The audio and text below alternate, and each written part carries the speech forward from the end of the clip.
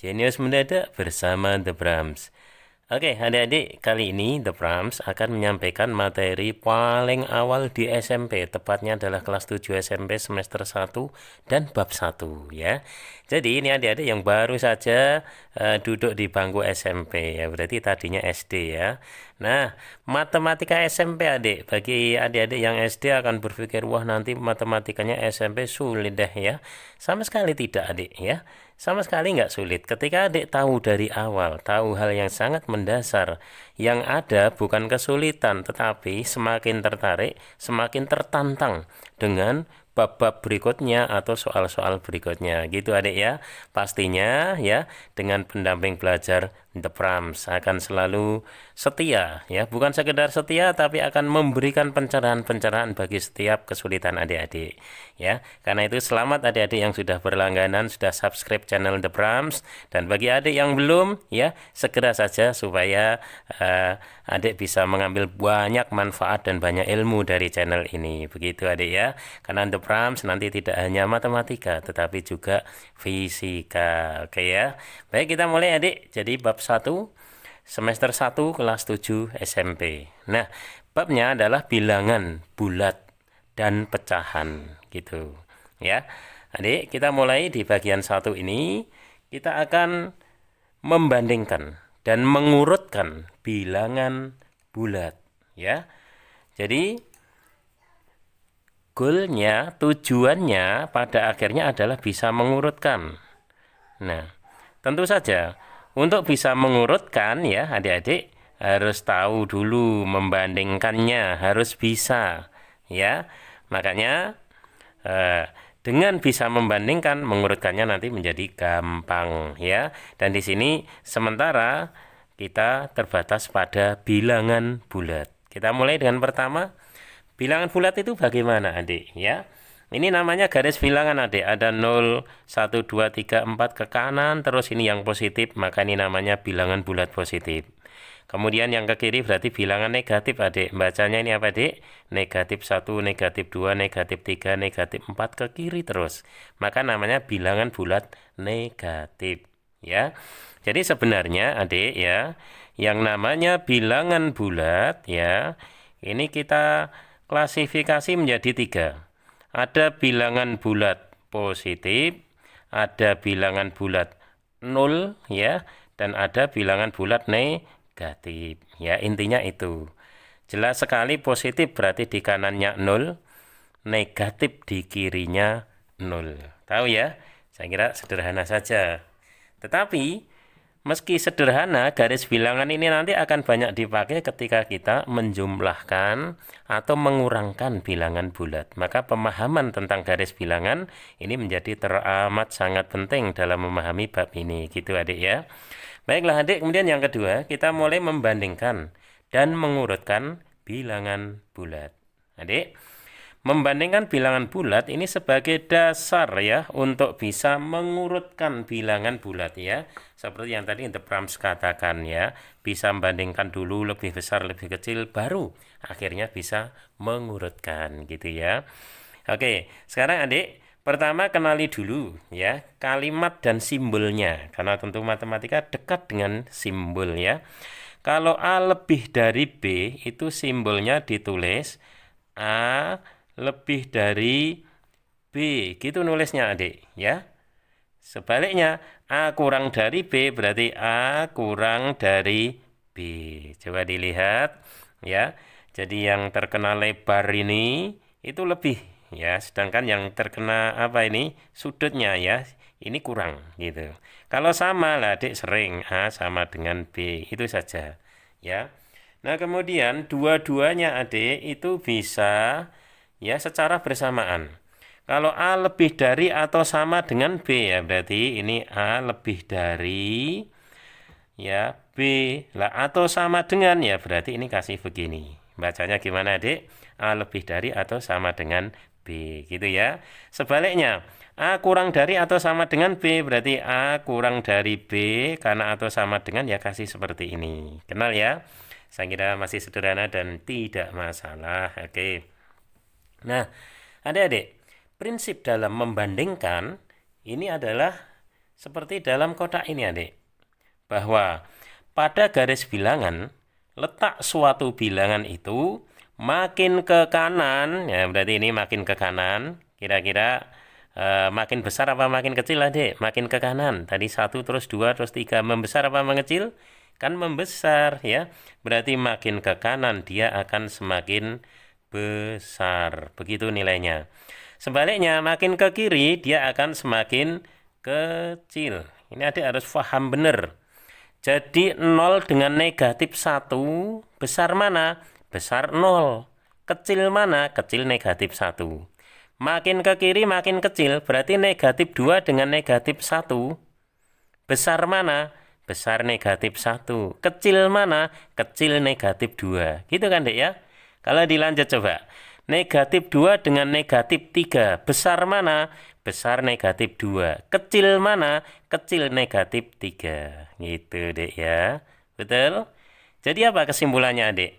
Bilangan negatif itu semakin angkanya besar, justru nilainya akan semakin kecil ya. Jadi kalau ada tanda negatif seperti itu adik ya. Tahu ya? Jadi semakin kecil, semakin ke kiri itu nilainya akan semakin kecil. Itu aja prinsipnya. Sekarang contoh adik ya. Jadi untuk tahu membandingkan kita hanya melihat posisinya itu lebih ke kanan apa lebih ke kiri.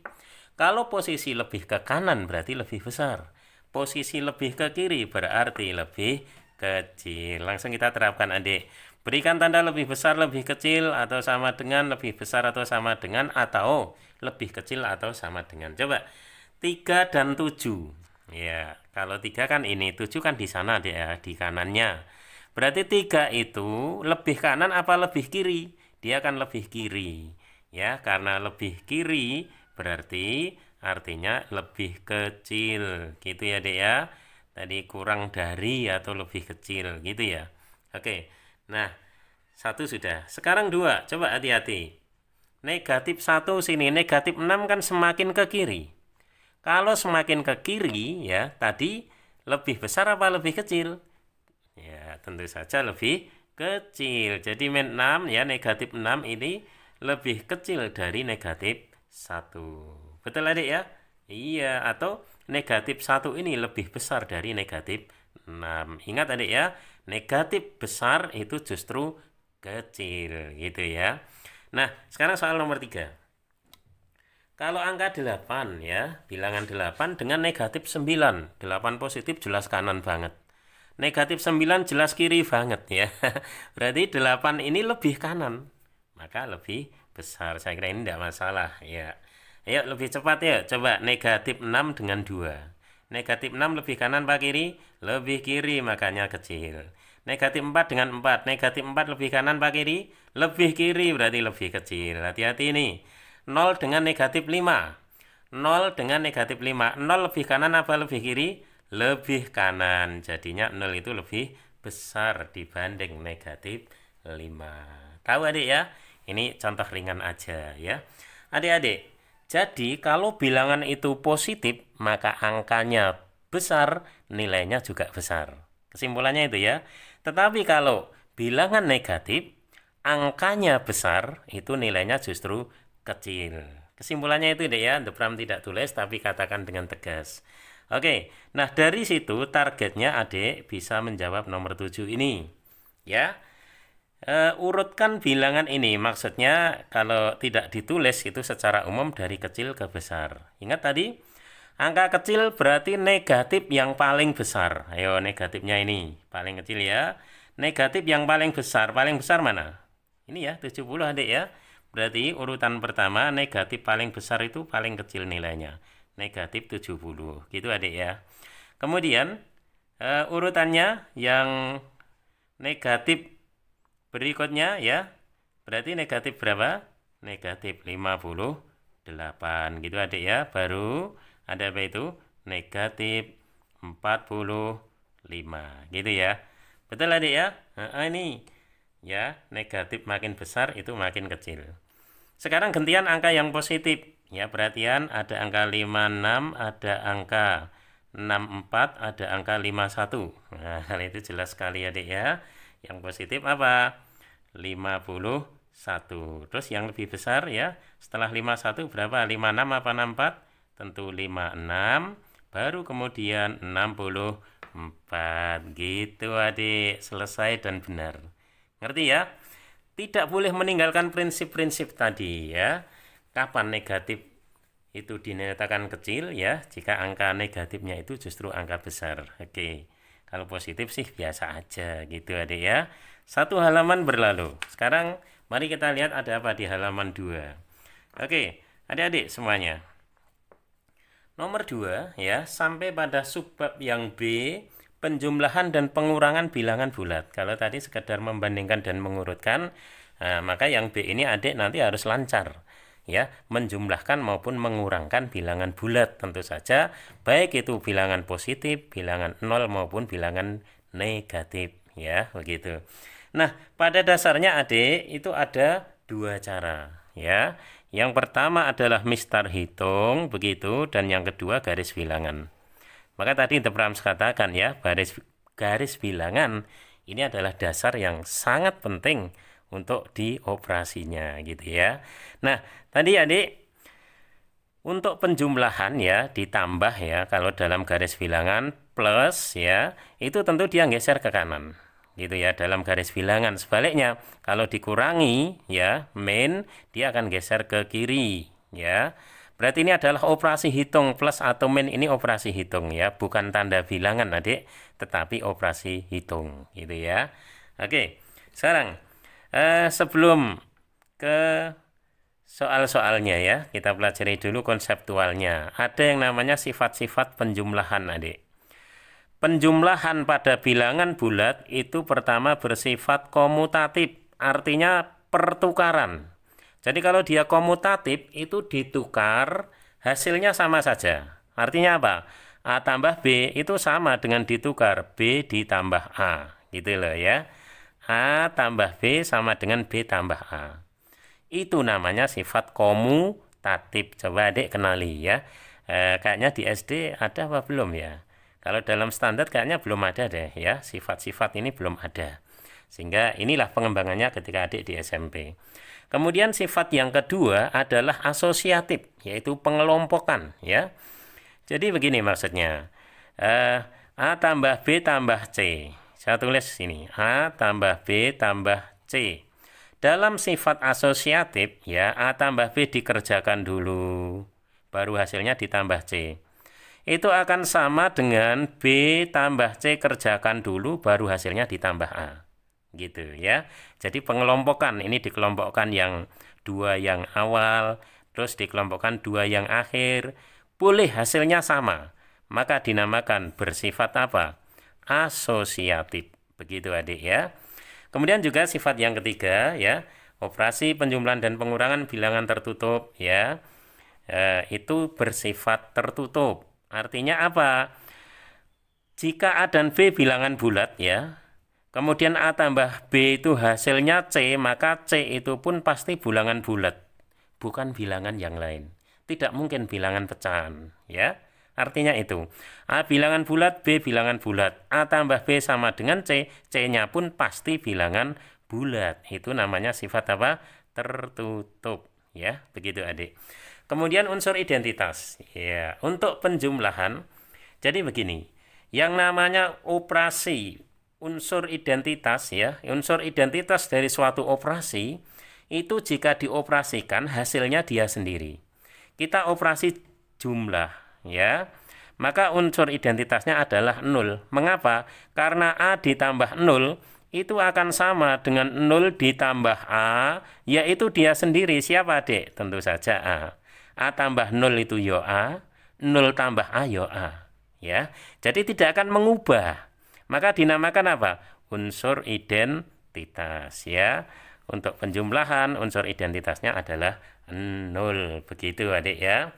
Nanti kalau perkalian tentu beda lagi ya. Saya bocorkan unsur identitas perkalian itu berapa? Kira-kira berapa adik? Iya 1. Ya toh. Jadi suatu bilangan kalikan 1 ya hasilnya pasti dia sendiri. Ya kalau untuk penjumlahan itu ya 0. Ngerti ya? Unsur identitas itu begitu adik. Kemudian yang kelima adik. Hasil penjumlahan bilangan bulat dengan lawannya itu pasti sama dengan 0. Nah, di sini ada hal penting, lawan. Ya. Nah, ada lawan, ada kebalikan. Lawan dari A, ya, adik harus tahu. Lawan dari suatu bilangan A itu adalah negatif A. Lawan dari B, kira-kira apa? Negatif B. Gitu adik. Ini yang namanya lawan itu seperti itu. Dan kalau dijumlahkan itu pasti 0. Artinya apa? A ditambah lawannya A, yaitu negatif A. Ini sama dengan lawannya A ditambah dengan A, yaitu siapa? 0 itu sendiri. Gitu ya. Ini operasi penjumlahan dengan lawannya, itu pasti menghasilkan 0. Tahu ya? Oke. Nah, kalau lawan itu gitu, cuma kasih tanda negatif. Sedangkan kalau kebalikan itu seper, ya. Jadi ini harus sedini mungkin adik-adik harus tahu. Misalnya kebalikan dari A ya 1 per A. Kebalikan dari B 1 per B. Lawan dari A negatif A. Lawan dari B negatif B. Gitu adik ya. Ngerti adik ya? Seterusnya itu banyak dipakai. Oke. Sekarang sifat pengurangan bagaimana? Nah, mari kita lihat ya. Kalau penjumlahan tadi ya adalah komutatif, artinya A tambah B sama dengan B tambah A. Kira-kira kalau pengurangan, apakah A kurangi B itu sama dengan B dikurangi A? Sama apa beda? Ayo. Ya, pastinya beda ya dek ya. Kalau pengurangan nggak bisa ditambah. Makanya apa dikatakan tidak komutatif, jelas ya. Kenapa? Karena ditukar itu beda. Ya, gitu. Kemudian tertutup jelas ya dek ya. Bulat kurangi bulat pasti bulat. Nah, tentu saja ini juga tidak asosiatif ya, tidak asosiatif. Artinya apa? Kurung ini sangat menentukan gitu ya. Selanjutnya di 4 makanya ini dek tanda kurung sebagai prioritas. Apa artinya? Artinya kalau ada kurung ya, dalam operasi sepanjang apapun kalau adik-adik menjumlahi kurung maka dalam kurung kerjakan dulu baru yang lain ya. Itu. Kemudian lawan dari A adalah negatif A, ini tadi sudah ya. Baiklah. Maka hal-hal penting ya. Ini tidak boleh adik tinggalkan ya. Tentu akan sangat terpakai nantinya bahwa A dikurangi B itu artinya apa? Yaitu A ditambah dengan negatif B gitu ya. Negatif A min B ya, negatif A ditambah min B. Ya, jadi min itu aslinya adalah plus tapi ditambah dengan negatif. Begitu. Kalau ini dek, A min min B lah, min itu justru menjadi positif. Min A min B, ya min A-nya tetap, min B-nya menjadi plus B gitu adik ya. Ini penting banget, ini nggak boleh dilewatkan ya. Karena di sini perlu ketelitian yang tinggi adik. Sekali adik salah ya, maka berikutnya akan salah ya. Kalau angkanya sama, tandanya beda, itu sama apa beda? Jelas beda ya. Berarti benar apa salah, Dek? Ya salah, maka angkanya harus benar, tandanya harus benar. Inilah uniknya pada bilangan bulat ya. Nah, sekarang contoh ini kita coba, Adik. Yuk, semuanya, rame-rame, Adik. 3 min negatif 9. Nah, 3 dikurangi negatif 9. Tahu, Dek, tadi min jadi apa, Dek? Jadi plus ya, maka 3 tambah 9. Jawabannya 12 ya. Kalau sudah ngerti ini enteng banget ya. Min jadi plus ya. Itu kan sifat ini saja untuk nomor 1. Dan nomor 2 berarti negatif 4-nya tetap. Min jadi apa, Dek? Plus gitu ya. Negatif 4 tambah 6. Ya. Berarti negatif 4 dalam garis bilangan terus ke kanan 6 ya. Kalau 4 kan sampai 0, berarti masih kurang 2. Maka jawabannya berapa? 2. Gitu adik ya. Sekarang ini bagaimana ini? Mari, sama dengan di sini. Nah, ada kurung. Berarti bagaimana, adik?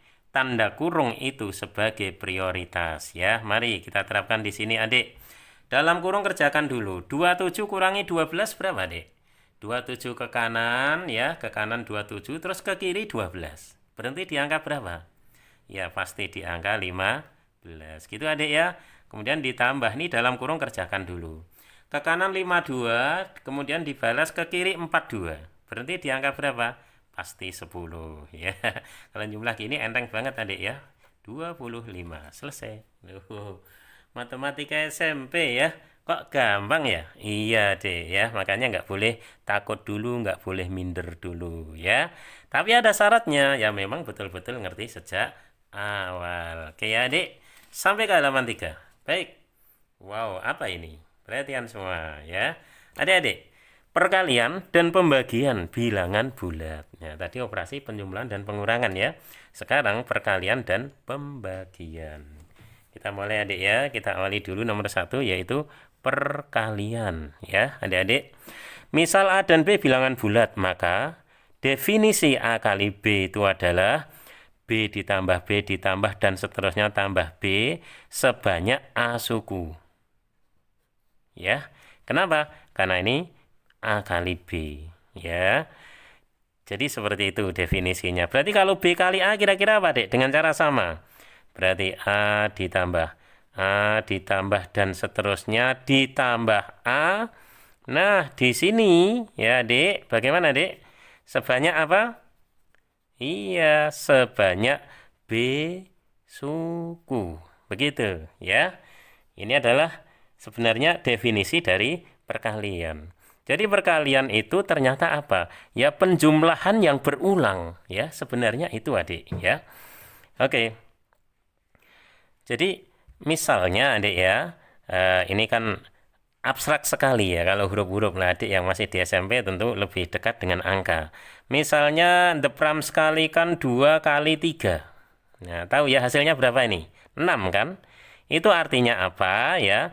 Artinya berarti kita pakai ini dek, B tambah B berarti apa? 3 ditambah 3. Nah ini 2, berarti sebanyak 2 suku.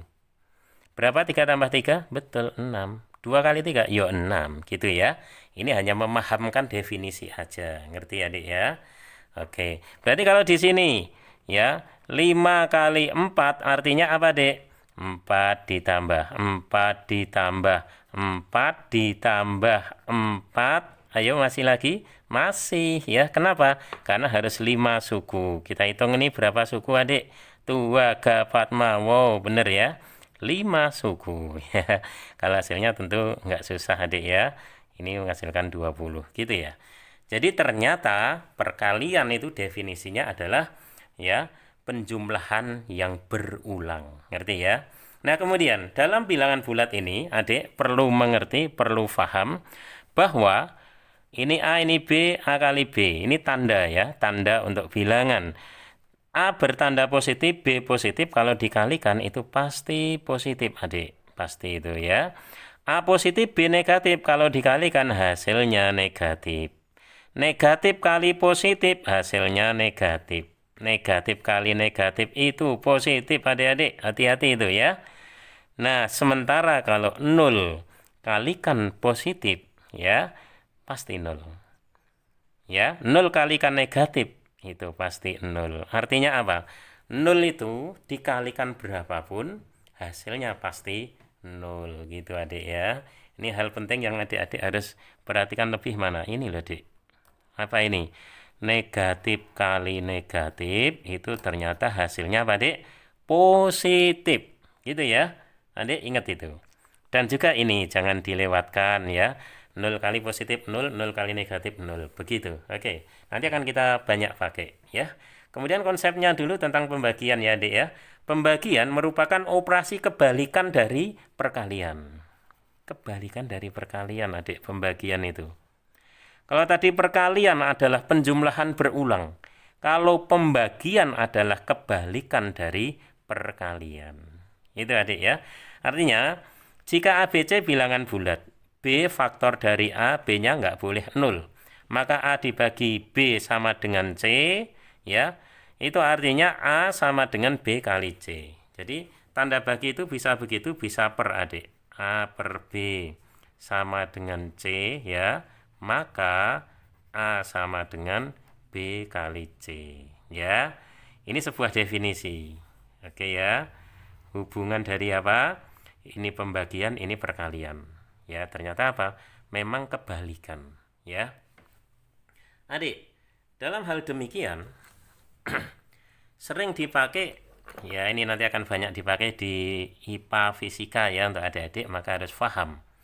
Yaitu orang pada nyebutnya segitiga ajaib. Bolehlah, enggak apa-apa, ini kita anggap ajaib. Tapi sebenarnya biasa-biasa aja, Adik ya. Jadi di sini, Adik ya, yang perkalian adalah B kali C. Ya udah di bawah. B kali C. Jadi kalau datar itu kali. Sementara di sini adalah A, gitu loh. Apa artinya? Artinya, Adik, kalau kita A sama dengan A-nya ditutup, Adik. A-nya ditutup. Nah, yang masih ada kan datar ya, berarti kali. Maka A itu apa? B kali C. Kalau kita pengen cari B sama dengan apa, itu B-nya ditutup, Adik. B-nya ditutup, berarti A-nya di atas, C-nya di bawah. Artinya apa? A dibagi C. Gitu loh, Adik ya. Kalau kita nyari C, C-nya tutup, Adik. Berarti apa? C sama dengan A-nya di atas, B-nya di bawah. Maka A dibagi B. Ya. Akhirnya seperti ini akan kita dapatkan.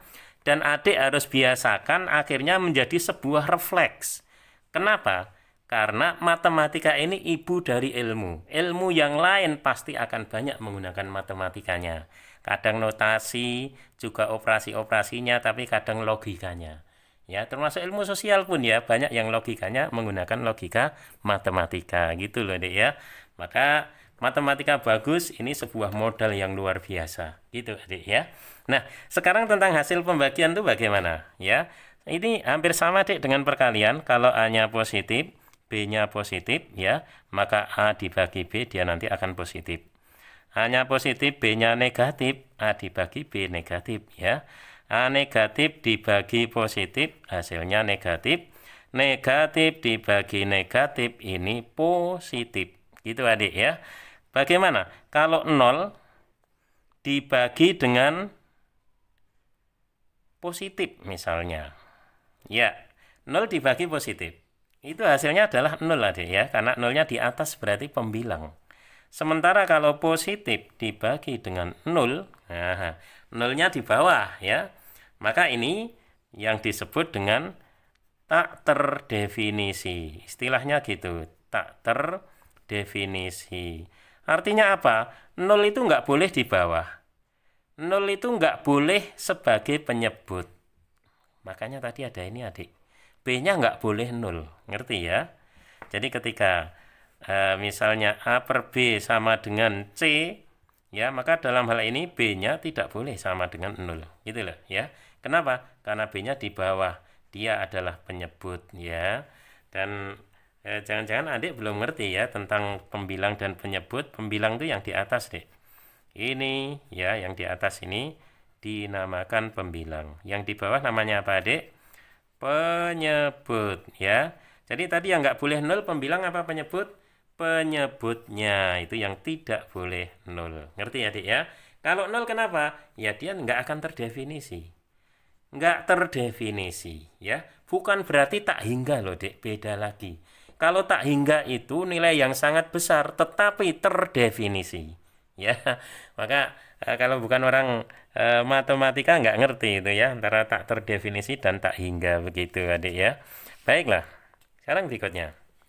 Nah, telah menunggu banyak soal untuk kita ya. Sementara konsep di bagian 1 cukup itu ya, Adik ya. Nanti ada bagian 2 yang tentu saja pembelajaran lebih lanjut ya di video ini. Bab 1 kita jadikan 2 bagian ya. Sekarang yang sudah kita pelajari tadi, mari ya kita gunakan untuk membabat habis soal-soal yang ada gitu, Adik ya. Oke, kita mulai, Adik. Diketahui perkalian bilangan bulat ya, bahwa 12 kali negatif 9 itu adalah P, 13 kali negatif 7 adalah Q, negatif 17 kali 6 adalah R, negatif 15 kali negatif 6 adalah S. Ditanyakan urutan hasil perkalian dari yang terkecil. Adik, dari mana, Adik? Dari yang terkecil. Berarti kemana? Ke yang lebih besar ya, sampai yang terbesar gitu ya. Kalau gitu kita harus tahu dulu nilainya. Di sini yuk kita hitung ya. 12 kali negatif 9. Artinya positif kali negatif hasilnya apa? Negatif, tulis dulu. Itu penting. Tadi ya, positif kali negatif dia negatif ya. Terus ngalikannya gimana ini? Nah, kalau adik masih mau masuk SMP berarti tadinya dari SD ya. Trik operasi hitung ya. Di channel The Prams ini banyak sekali adik, mulai penjumlahan, pengurangan, perkalian, pembagian, pangkat, pangkat 2, pangkat 3 ya. Semuanya ada ya di channel The Prams. Silahkan adik lihat nanti ya dan pelajari baik-baik ya. Kalau ngalikan ini supaya nggak pakai tempat gimana? Ya udah, 9 kali 2 berapa adik? 18, nyimpennya 1, inget ya. Nyimpennya kan 1 ya. Berarti 9 kali 1 adalah 9 tambah 1 berarti berapa adik? 10 gitu ya. Betul? Ya dong. Nah, sekarang Q-nya berapa? Positif kali negatif berarti negatif. Ya. 7 kali 3, 21, 1 nyimpen 2. 7 kali 1, 7 tambah 2 adalah 9. Wow, cepat banget. Iyalah ya. Kalau bisa cepat, mengapa pelan? Gitu deh ya. 6 kali 7, 42, tulis 2, nyimpen 4. 6 kali 1, 6. Tambah 4 berarti 10. Ingat, negatif kali positif hasilnya negatif. Gitu deh ya. Sekarang yang ini adik. Ya. Sekarang negatif kali negatif apa? Positif. Oke, ya, harus tahu itu ya. 6 kali 5, 30. 0 nyimpen 3. 6 kali 1, 6 tambah 3 berapa? 9. Wow, semuanya angka sudah adik. Ya. Dan adik suruh mengurutkan dari yang terkecil. Ya, yang terkecil. Berarti harus dari negatif dong. Iya. Negatif besar itu kecil. Ini yang terbesar mana? 102, 108, 108 ya. Negatif besar itu kecil. Berarti yang terkecil adalah negatif terbesar. Gitu adik ya. Itu terkecil. Kemudian berapa urutannya? Negatif 102. Terus berapa ya? Negatif 91 ya. Ini akan makin besar terus. Berarti yang terbesar pastinya yang positif. Berapa adik? Yaitu 90. Itu ya. Adik-adik, karena setiap angka ini dinyatakan dengan huruf atau dengan variabel, ya tinggal kita ikuti aja ya. Yang negatif 108 tadi urutannya apa? P. Yang negatif 102 hurufnya apa? R. Yang negatif 91 hurufnya apa? Q. Yang 90 hurufnya apa? S. Selesai. Inilah urutan dari yang terkecil ke yang terbesar ya. PRQS. Selesai. Nah, gitu. Wah, kok asik ya, emang ya. Matematika makin tahu makin asik, makin tertantang, makin nggak ngerti makin terburuk, makin takut ya. Maka mengerti sejak awal ini adik adalah mencuri start ya, hal yang sangat bagus untuk kelanjutannya.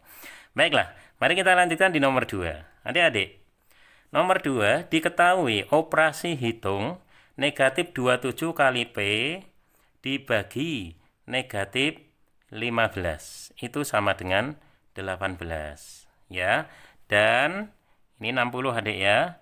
60 dibagi Q kali negatif 21 sama dengan 105. Berapakah nilai P ditambah Q? Wow. Ya, bagus banget adik ya. Bagus ini ya. Sangat bagus. Nah, sekarang ini kita bisa tulis sebenarnya adik ya. Baginya kita jadikan per itu lebih enak. Jadi negatif 27 dikalikan dengan P bagi berarti di per negatif 15. Gitu adik. Ya, ini sama dengan 18. Gitu ya. Nah, berarti dari sini adik, ya ini kan namanya perkalian silang aja. Berarti P dia akan sama dengan apa itu? 18 dikali sini ya, kali yang bawah negatif 15. Adik bagi dengan yang atas berapa?